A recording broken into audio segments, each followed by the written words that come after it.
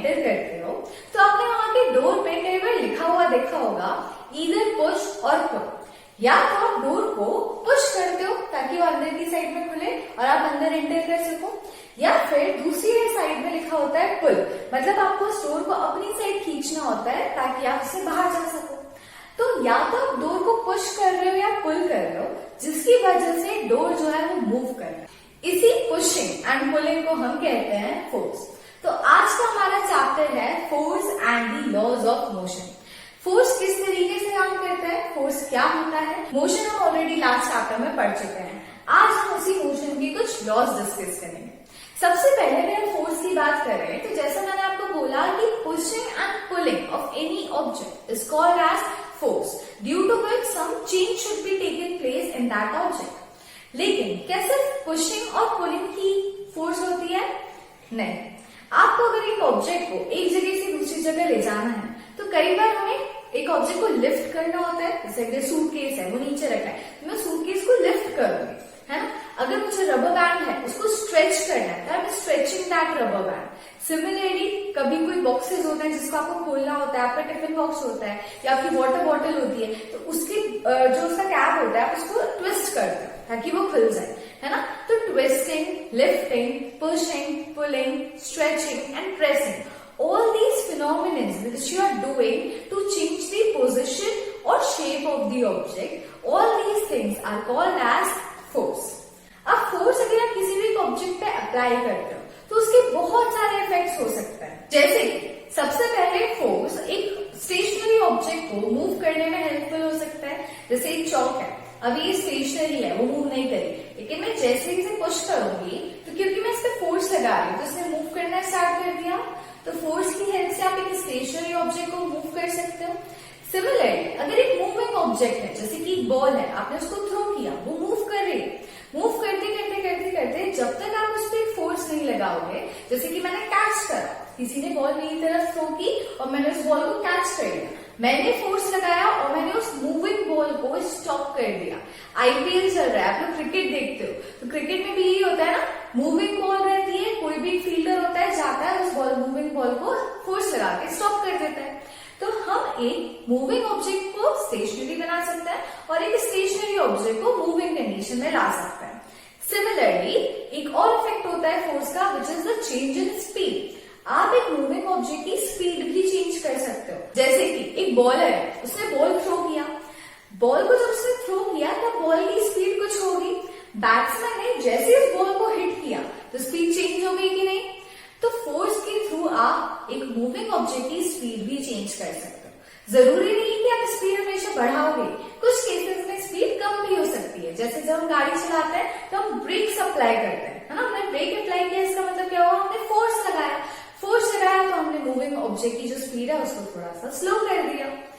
ये हो गए 3 इफेक्ट्स। इसके अलावा हम किसी मूविंग ऑब्जेक्ट का डायरेक्शन भी चेंज कर सकते हैं। जैसे कि आपने टेनिस या बैडमिंटन में देखा होगा कि प्लेयर ने अपने रैकेट से जैसे ही टेनिस बॉल को हिट किया तो उसका एक डायरेक्शन है, दूसरा प्लेयर ऑपोजिट डायरेक्शन में खड़ा है और उसने जैसे ही दोबारा से उसे हिट किया, फोर्स लगाया, तो मूविंग ऑब्जेक्ट का डायरेक्शन चेंज हो गया। एक बार वो इस डायरेक्शन में बॉल मूव कर रही है, एक बार इस डायरेक्शन में बॉल मूव कर रही है। So we can say that with the help of the force, we can change the direction of the objects as well. And the last effect is change in the shape and size of the object. अभी मैंने आपको एक rubber band की stretching का एक example दिया था। इसमें हम क्या कर रहे थे, एक रबर बैंड है, उसका साइज और शेप अभी ऐसा है, जब आप उसे स्ट्रेच करोगे तो उसका साइज इंक्रीज हो रहा है और उसका शेप भी चेंज हो रहा है। सिमिलरली जब हम रोटियां बनाते हैं तो हम डो तैयार करते हैं, उसको पहले गोल गोल गोल गोल करते हैं, तब उसका शेप और साइज कुछ रहता है, फिर जैसे ही उसे बेलने लगते हैं तो उसका शेप और साइज चेंज हो जाता है। तो हम फोर्स के थ्रू शेप एंड साइज भी चेंज कर सकते हैं। तो अभी तक हमने क्या देखा कि a force is a kind of influence which tends to set a stationary object to motion and stop a moving object. It also tends to change the direction and speed of the object and change the shape and size of a body. Now, if we talk about the types of forces, so force is basically of 2 types. One is balanced force and second one is unbalanced force. Balanced force क्या होगा? अगर आपके पास में एक बहुत heavy सा कोई object रखा हुआ है और आप आप उसको पुश करने की कोशिश करो ताकि वो अपनी पोजीशन से हिल जाए। आप उसको बहुत फोर्स लगा रहे हो बट स्टिल वो अपनी पोजीशन से मूव नहीं कर रहा है। तो वो मूव क्यों नहीं कर रहा होगा? क्योंकि चारों डायरेक्शन से उसके ऊपर कुछ ना कुछ फोर्सेस लग रहे हैं। एक फोर्स तो मैं लगा रही हूँ, दूसरा फोर्स फ्रिक्शन की वजह से ऑपोजिट डायरेक्शन में लग रहा होगा, तीसरा फोर्स जो एटमॉस्फेयर है वो अपवर्ड डायरेक्शन से नीचे की तरफ लगा रहा होगा, और फोर्थ फोर्स जो है वो ग्राउंड अपवर्ड डायरेक्शन में ही फोर्स लगा रहा होगा। तो हम देख सकते हैं कि चारों डायरेक्शन में एक फोर्स मैं लगा रही हूँ, एक फोर्स फ्रिक्शन से लग रहा है, एक फोर्स अपवर्ड डायरेक्शन से और एक फोर्स डाउनवर्ड डायरेक्शन से।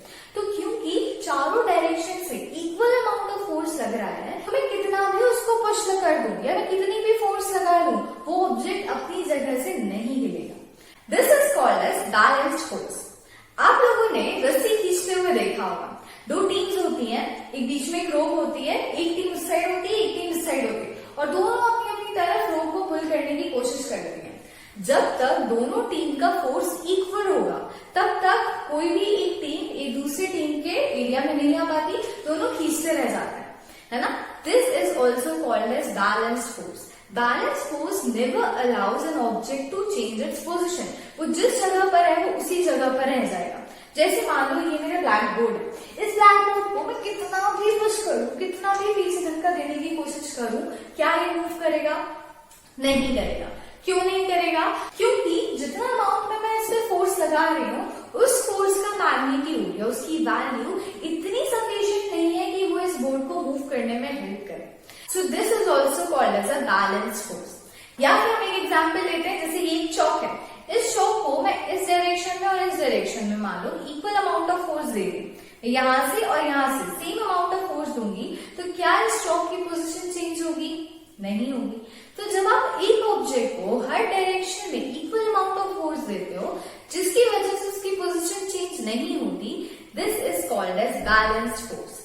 लेकिन बैलेंस फोर्स से पोजीशन चेंज नहीं होती, लेकिन शेप चेंज हो सकता है। अब आप बोलोगे ये कैसे होगा? तो इसका एक एग्जाम्पल है, आपने बलून्स यूज किए होंगे।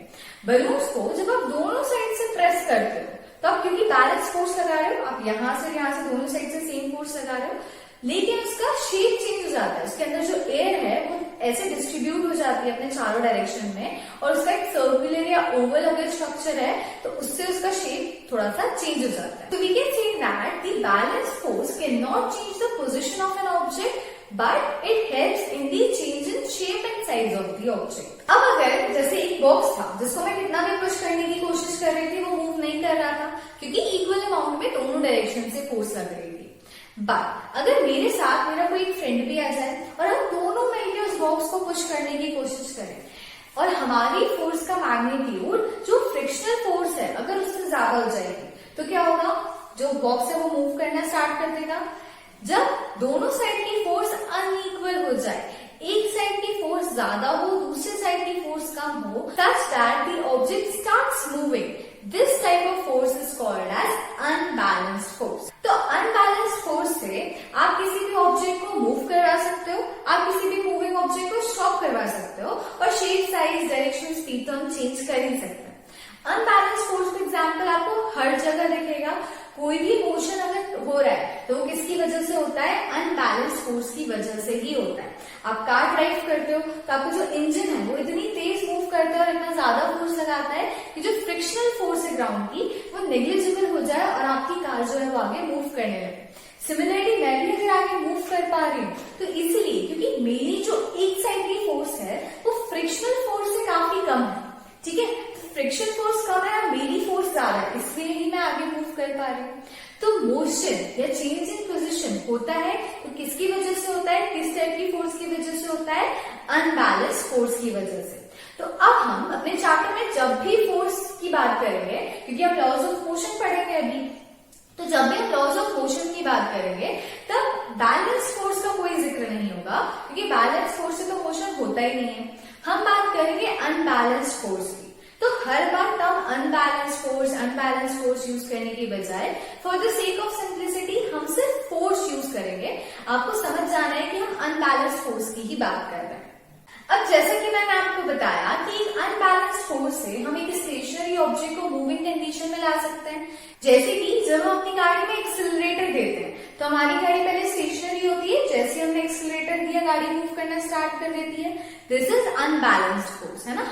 हमारी गाड़ी के फोर्स का जो मैग्नीट्यूड है वो फ्रिक्शनल फोर्स से थोड़ा ज्यादा होता है, जिसकी वजह से हमारी स्टेशनरी ऑब्जेक्ट मूव करना स्टार्ट कर देती है। इसी तरीके से अनबैलेंस्ड फोर्स किसी भी मूविंग ऑब्जेक्ट को स्टॉप कर सकती है। जैसे जब हम ब्रेक लगाते हैं तो स्टॉप हो जाता है। अब अगर आप ब्रेक ना लगाओ मानो, तो आपके जो ऑब्जेक्ट है, आपकी जो बॉडी है या बाइसाइकिल है या कार है, जो भी, अगर आपने ब्रेक नहीं लगाया तो वो कंटिन्यूअसली मूव करती रहेगी, मूव करती रहेगी, मूव करती रहेगी। एक टाइम के बाद में आप कहोगे कि वो रुक जाती है। लेकिन मान लो कि फ्रिक्शनल फोर्स ना हो तो क्या वो मूविंग ऑब्जेक्ट रुक पाएगा? नहीं। फ्रिक्शनल फोर्स की वजह से ही मूविंग ऑब्जेक्ट स्टॉप हो सकता है। हम जब फोर्स लगाते हैं तभी मूविंग ऑब्जेक्ट को आप स्टॉप कर सकते हो। जब तक आप फोर्स नहीं लगाओगे तब तक कोई भी मूविंग ऑब्जेक्ट स्टॉप नहीं होगा। This is the first law of motion by Newton. So Newton's first law यही कहता है कि जब तक आप किसी स्टेशनरी ऑब्जेक्ट पर एक्सटर्नल फोर्स ना लगाओ वो मूव नहीं करेगा। अगर ये चौक ऐसी छोड़ दी ना मैंने तो ये सदियों तक ऐसी की ऐसी रह जाएगी, ये मूव नहीं करेगी जब तक इस पे कोई एक्सटर्नल फोर्स अप्लाई ना हो। सिमिलरली अगर एक मूविंग ऑब्जेक्ट है तो वो तब तक मूव करता रहेगा जब तक आप उस पर कोई एक्सटर्नल फोर्स अप्लाई नहीं करते। हम कहते हैं कि हमने एक बॉल थ्रो करी और कुछ टाइम के बाद में बॉल रोल करते करते करते करते जाती है और स्टॉप हो जाती है। हमने तो कोई फोर्स नहीं लगाई, फिर वो क्यों रुक गई? तो क्या ये वायलेशन है न्यूटन्स फर्स्ट लॉ का? तो नहीं। मोशन कर रही थी वो, उस पर फोर्स लगा है, आपको दिखाई नहीं दिया। फोर्स वैसे भी दिखता नहीं है, आप सिर्फ उसे फील कर सकते हो, तो फोर्स आपको दिखा नहीं। पर ग्राउंड ने फ्रिक्शनल फोर्स उस बॉडी के ऊपर एक्सर्ट किया या उस बॉल के ऊपर एक्सर्ट किया, जिसकी वजह से वो बॉल स्टॉप हो गई। मान लो अगर वहां पे फ्रिक्शन नहीं होता, जीरो फ्रिक्शन होता, तो वो बॉल कंटिन्यूअसली मूव करती रह जाती जब तक आप उस पर कोई एक्सटर्नल फोर्स नहीं लगाते। So, the Newton's first law states that a body at rest will remain at rest and the body in motion will remain in motion unless it is compelled to stop by an external force. जब तक कोई external force उस object पे नहीं लगेगी तब तक rest में अगर है तो वो रेस्ट में ही रहेगा, मूविंग है अगर तो मूविंग ही रहेगा। जैसे कि अभी छुट्टियों का सीजन चल रहा है, बच्चों को स्कूल जाना नहीं है तो सुबह सुबह they are not compelled to wake up. उठने के लिए किसी फोर्स की जरूरत पड़ती है। अगर आपको कोई फोर्स नहीं है, स्कूल नहीं जाना, कोई काम नहीं है, ऑनलाइन क्लासेस नहीं है, कुछ भी नहीं है, तो आप लोग सोते रहोगे। जब तक आपको कोई बोले ना कि नहीं बहुत लेट हो गया है, उठ जाओ उठ जाओ उठ जाओ, तो आप उस स्टेशनरी कंडीशन में ही या स्लीपिंग कंडीशन में ही बने रहना चाहते हो, है ना। तो एक ऑब्जेक्ट की टेंडेंसी होती है कि वो जिस कंडीशन में है ना उसी कंडीशन में रहना चाहता है, चेंज नहीं करना चाहता। जैसे अगर आपसे बोला जाए कि आप अपना स्कूल छोड़ दो और किसी और स्कूल में चले जाओ तो आपको बुरा लगेगा ना। आप जहां पर हो जैसे हो आप वैसे ही रहना चाहते हो, आपके फ्रेंड्स छूट जाएंगे और सब, तो आपको बिल्कुल अच्छा नहीं लगेगा। तो हर एक ऑब्जेक्ट की टेंडेंसी है कि वो जिस कंडीशन में है उसी कंडीशन में रहना चाहता है, कंडीशन चेंज नहीं करना चाहता। इसी को हम कहते हैं inertia. So inertia is a property due to which an object resist the change. जैसे कि अगर मैं यहाँ खड़ी हूँ तो मुझे मूव नहीं करना, मैं चाहती हूँ मैं खड़ी रह जाऊं, तो अगर मुझे कोई हिलाने की भी कोशिश करेगा ना तो मैं थोड़ा सा अपनी फोर्स अंदर से लगाने की कोशिश करूंगी, मुझे नहीं हिला, मुझे नहीं हिला, मुझे नहीं हिला। This is called as resistance. कोई फिनोमिनन अगर मेरे ऊपर हो रहा है तो मैं उस फिनोमिनन के ऑपोजिट डायरेक्शन में कोई फोर्स लगा रही हूँ, मैं उसे मना करके कि मैं ये चीज नहीं करना चाहती। This is called as resistance. सुबह आपको उठाया जाता है, उठो उठो उठो, लेट हो रहा है, काम करना है, बहुत लेट हो चुका है, उठ जाओ। आप लोग रेजिस्ट करते हो, नहीं नहीं नहीं 5 मिनट और 5 मिनट और, अभी और नहीं उठना, अभी और नहीं। अलार्म बजता है तो आप उसको बंद कर देते हो। This is called as resistance. So हर एक ऑब्जेक्ट का जो रेजिस्टिव पावर होता है वो चेंज नहीं होना चाहता। This property of an object to resist the change is known as inertia. तो हर एक ऑब्जेक्ट अगर रेस्ट पे है वो रेस्ट पे रहेगा, अगर वो मोशन में है तो वो मोशन में ही रहेगा, unless and until an external force is applied to it. This is called as Newton's first law of motion. अब इनर्शिया जो है ना वो एक बहुत ही इंपॉर्टेंट फैक्टर पे डिपेंड करता है। जैसे कि आप लोग जब सुबह नहीं उठते हो मम्मा 50 बार उठा चुकी हैं, उठ जाओ उठ जाओ उठ जाओ उठ जाओ, लेकिन नहीं उठ रहे, है ना, क्योंकि मम्मा को तो आप मना सकते हो कि नहीं मैं नहीं उठ रहा है, थोड़ी देर और थोड़ी देर और। लेकिन अगर पापा की आवाज आ गई, कितनी देर हो चुकी है, सब लोग उठे कि नहीं उठे, तो बस जैसे पापा की आवाज आई उठ जाता है ना। तो एक व्यक्ति आपको बोल रहा है कि उठ जाओ, आप रेजिस्ट कर रहे हो चेंज, लेकिन दूसरे व्यक्ति के बोलने पे आप उठ गए, मतलब एक व्यक्ति में पावर ज्यादा है ना, एक व्यक्ति की आप सुन रहे हो, दूसरे की नहीं सुन रहे हो। सो सेम फिनोमिनन ऑब्जेक्ट के साथ में होता है, बस यहाँ पे ऑब्जेक्ट्स के मम्मी पापा नहीं होते, इसलिए वहां होता है उनका मास। किसी भी ऑब्जेक्ट का जितना ज्यादा मास होगा उसका उतना ज्यादा इनर्शिया होगा। अभी चौक है, कितनी छोटी सी है ना, कितना कम मास है, मैं इसको हल्का सा भी फोर्स लगाऊंगी ये मूव कर जाएगी, मैं हल्का से इसको ऐसे थ्रो करूंगी तो ये मूव हो गई, है ना। तो कम फोर्स लगाने पर भी इसकी ये भी रेजिस्ट कर रही है चेंज, ये भी नहीं चाहती कि मैं मूव करूं, या अगर ये मूव कर रही है तो नहीं चाहती कि मैं स्टॉप हूं, लेकिन एक हल्के से फोर्स से स्टॉप हो सकती है और हल्के से फोर्स से ये मोशन में आ सकती है। क्योंकि इसका मास कम है तो इसकी रेजिस्टिविटी पावर जो है वो थोड़ी सी कम है। लेकिन इसी की जगह मान लो कि यहाँ पे बहुत बड़ा सा कोई ऑब्जेक्ट रखा हो, बहुत हेवी सा ऑब्जेक्ट है जिसका मास बहुत ज्यादा है, तो मैं उस पर कितनी भी फोर्स लगा लूं, बहुत ज्यादा भी फोर्स लगाऊंगी, तब भी वो ऑब्जेक्ट यहाँ से मूव नहीं करेगा। So we can say that inertia depends upon the mass of an object. एक छोटी सी कार है जो आपकी खिलौने वाली होती है, उसको हल्का सा पुश करोगे वो मूव करना स्टार्ट हो जाती है, लेकिन रियल कार को आप कितना तेज पुश करते हो, है ना, कितनी ज्यादा फोर्स लगाते हो, तब जाके वो मूव होती है। So more the mass more the inertia, lesser the mass lesser the inertia. जितना कम मास होगा उतनी कम रेजिस्टिविटी होगी, और जितना ज्यादा मास होगा उतनी ज्यादा रेजिस्टिविटी होगी। इसके लिए अपन एक और एग्जाम्पल देख सकते हैं। आप अगर एक बाईसाइकिल चला रहे हो, मूविंग बाईसाइकिल है, उसकी स्पीड बहुत फास्ट है, लेकिन आप हल्का सा फोर्स लगा के या थोड़ा कम अमाउंट में फोर्स लगा के उसको स्टॉप कर सकते हो, है ना, या फिर आप कूद जाते हो या थोड़ा ब्रेक लगाते हो या कुछ भी करते हो, बहुत तेज फास्ट स्पीड में है, फिर भी आप उसको कम फोर्स में रेस्ट कंडीशन में ला सकते हो। लेकिन मान लो एक बहुत बड़ा सा ट्रक है जिसके अंदर बहुत सारा सामान लोडेड है, तो क्या होगा अगर वो बहुत तेज स्पीड में मूव कर रहा है और उस पर अगर आप ब्रेक लगाते हो और उसको अगर आप रेस्ट कंडीशन में लाने की कोशिश करते हो, तो it takes a lot of force.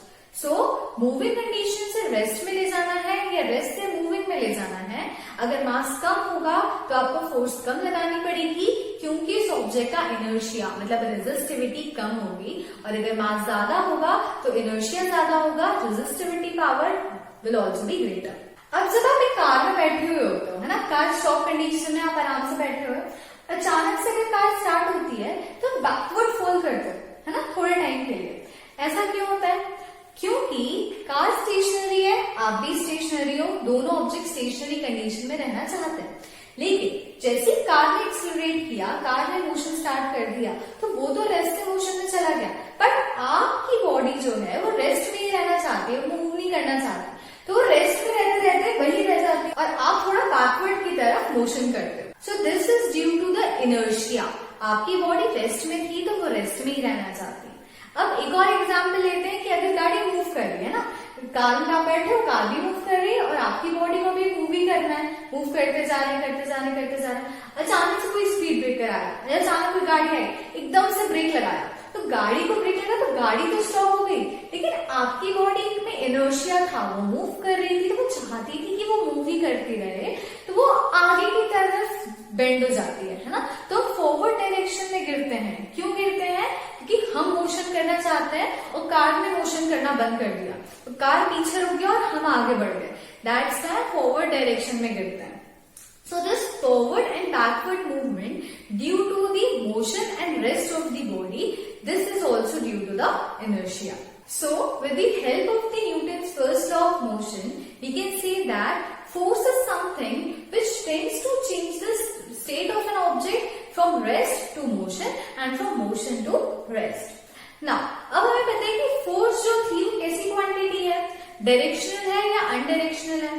तो आप जब एक डोर को पुश कर रहे हैं तो आप एक डायरेक्शन में मूव कर रहे हो, सिमिलरली जब आपने उसको पुल किया तो भी आपने एक डायरेक्शन अप्लाई किया। तो force is a directional quantity which depends upon direction. Magnitude तो फोर्स का होता ही है, that's why we can say that force is a vector quantity. मैंने लास्ट वीडियो में आप लोगों को स्केलर एंड वेक्टर क्वांटिटीज क्या होती हैं ये डिटेल में समझाया है। अगर आपने वो वीडियो नहीं देखी है तो आप लोग जाके देख सकते हो, समझ सकते हो कि स्केलर और वेक्टर क्या है। So force is a vector quantity because it has magnitude as well as direction. Newton second law of motion पढ़ने से पहले आप लोगों को एक टर्म पता होनी चाहिए which is called as momentum. आपके पास अगर दो बॉल्स हैं, मान लो एक है क्रिकेट बॉल और एक है टेनिस बॉल। आप लोगों को पता है cricket ball is very hard, दोनों का साइज सेम होता है, पर क्रिकेट बॉल का मास आपकी टेनिस बॉल के मास से काफी ज्यादा होता है। दोनों बॉल्स में से एक एक करके पहले आपको क्रिकेट बॉल थ्रो की जाए, आपको वो कैच करनी है, और आपको टेनिस बॉल दी जाए, आपको वो कैच करनी है। दोनों सेम वेलोसिटी के साथ, सेम पर्सन सेम फोर्स के साथ अगर थ्रो करता है तो आपको कौन सी बॉल को स्टॉप करने के लिए ज्यादा फोर्स लगानी पड़ेगी? We all know that cricket ball, because उसका मास ज्यादा है। तो किसी ऑब्जेक्ट का जितना ज्यादा मास होता है तो आपको उसको स्टॉप करने के लिए या फिर उसमें कुछ चेंज लाने के लिए आपको ज्यादा फोर्स अप्लाई करनी होगी। टेनिस बॉल को आप इजिली कैच कर सकते हो, क्रिकेट बॉल आएगी तो आपको हार्डली ज्यादा फोर्स लगा के उसे कैच करना पड़ेगा। So we can say that force depends upon the mass of an object. जितना ज्यादा मास उतना ज्यादा फोर्स, जितना कम मास उतना कम फोर्स। ठीक है, अब एक और एग्जांपल लेते हैं कि मान लो दोनों बॉल टेनिस बॉल्स हैं, दोनों का मास सेम है, साइज भी सेम है, एक ही पर्सन थ्रो कर रहा है, लेकिन वेलोसिटी अलग अलग है। फर्स्ट टाइम उसने 10 मीटर पर सेकेंड की स्पीड से उसको थ्रो किया, सेकेंड टाइम उसने 20 मीटर पर सेकेंड की स्पीड से थ्रो किया। जिस टाइम स्पीड या वेलोसिटी कम थी उस टाइम पे आपको थोड़ा कम फोर्स लगाना पड़ेगा। जिस टाइम स्पीड या वेलोसिटी ज्यादा होगी आपको उसको होल्ड करने के लिए ज्यादा फोर्स लगाना होगा। So in this case we can say that force is also dependent upon velocity. It means that force is directly proportional to mass and force is also proportional to velocity. More the mass, more force you have to apply. More velocity, more force you have to apply. जितनी ज्यादा speed होती है गाड़ी की move करते हुए आपको उतना ज्यादा फोर्स से ब्रेक लगाना पड़ता है। स्पीड कम होगी, आप कम ब्रेक लगाते हो तो भी वो स्टॉप हो जाता है, राइट? तो वेलोसिटी से भी फोर्स डिपेंड करता है। ज्यादा वेलोसिटी ज्यादा फोर्स अप्लाई करनी पड़ेगी, कम वेलोसिटी कम फोर्स अप्लाई करोगे। मास का हम ऑलरेडी देख चुके हैं। In this way we can say that force is directly proportional to mass as well as velocity. In other words, we can say that the quantity of motion is also dependent upon mass and velocity. मतलब जब वो ball move करके आ रही है तो उस ball का जो मोशन है वो उस बॉल के मास और वेलोसिटी पे डिपेंड करता है। ज्यादा वेलोसिटी होगी तो वो ज्यादा मोशन कर सकता है, कम वेलोसिटी होगी तो कम मोशन करेगा। मास ज्यादा होगा तो ज्यादा मोशन, कम मास होगा तो कम मोशन। मतलब quantity of motion and force both are dependent upon mass and velocity. So the quantity of motion by that object, ये वो जो बॉल है वो कितना मोशन कर पा रही थी, ये कितना चेंज इन पोजीशन हो रहा था, इसी को हम कहते हैं momentum. And momentum is denoted by P, small p से हम इसे डिनोट करते हैं। एंड बिकॉज मोमेंटम है क्वांटिटी ऑफ मोशन कहते हैं मोमेंटम को, ये किस पे डिपेंड कर रहा है? मास इंटू वेलोसिटी के ऊपर। तो मास और वेलोसिटी दोनों पर डिपेंड करते हैं मोमेंटम, इसलिए हम इसे मल्टीप्लाई करके यहाँ पे लिखते हैं। So mass into velocity is known as momentum. अब अगर आपको मोमेंटम की यूनिट निकालनी है तो आप कैसे निकालोगे? मास की यूनिट होती है किलोग्राम, वेलोसिटी की होती है मीटर पर सेकेंड। सो मोमेंटम की यूनिट क्या होगी? किलोग्राम मीटर पर second. This is the SI unit of momentum. अब हर एक ऑब्जेक्ट का मास तो कुछ सर्टेन हो गए, है ना? छोटा से छोटा क्वांटिटी भी है, इलेक्ट्रॉन प्रोटॉन्स होते हैं, उनका भी कुछ तो मास होता है। तो मास can never be zero but velocity can be. अगर एक ऑब्जेक्ट रेस्ट पे है तो उसकी वेलोसिटी जीरो हो जाएगी, जीरो इंटू मास करोगे तो जीरो आएगा, मोमेंटम आपका जीरो हो गया। मतलब कोई एक ऑब्जेक्ट अगर रेस्ट कंडीशन में है तो उसका मोमेंटम जीरो होता है। मतलब क्वांटिटी ऑफ मोशन, मोशन हो रहा है क्या? नहीं हो रहा, रेस्ट में है ना, मोशन हुआ ही नहीं, तो क्वांटिटी ऑफ मोशन क्या हो गया आपका? जीरो। सो वेलोसिटी अगर जीरो है तो मोमेंटम जीरो होगा। वेलोसिटी जैसे जैसे बढ़ती जाएगी आपको मोमेंटम भी वैसे वैसे बढ़ता जाएगा। अब आप क्रिकेट बॉल की जैसे बात कर रहे थे तो क्रिकेट बॉल का मास बहुत कम होता है, लेकिन जब बॉलर उसे थ्रो करता है वो काफी तेज वेलोसिटी के साथ थ्रो करता है। तो अगर उसके बीच में कोई प्लेयर आ जाए जिसको वो बॉल स्ट्राइक कर दे या लग जाए तो काफी सारा डैमेजेस हो सकता है ना? मास तो कम है बॉल का, इतनी सी चीज आपको इतना बड़ा नुकसान कैसे कर सकती है? क्योंकि उसकी वेलोसिटी हाई थी, दैट्स व्हाई उसका मोमेंटम ज्यादा हो गया। और उस ज्यादा मोमेंटम के कारण ही जो प्लेयर होता है, अगर उस बॉल से हिट होता है, उसे काफी ज्यादा इंजरीज आ सकती हैं। इसके अलावा अगर एक ट्रक है मान लो, जिसका मास बहुत ज्यादा है, वेलोसिटी कम है, और अगर वो किसी एक्सीडेंट को एनकाउंटर करता है, तो भी जो भी डैमेजेस होंगे वो काफी ज्यादा हो सकते हैं, क्योंकि मास बहुत ज्यादा था, दैट्स व्हाई मोमेंटम भी ज्यादा होगा।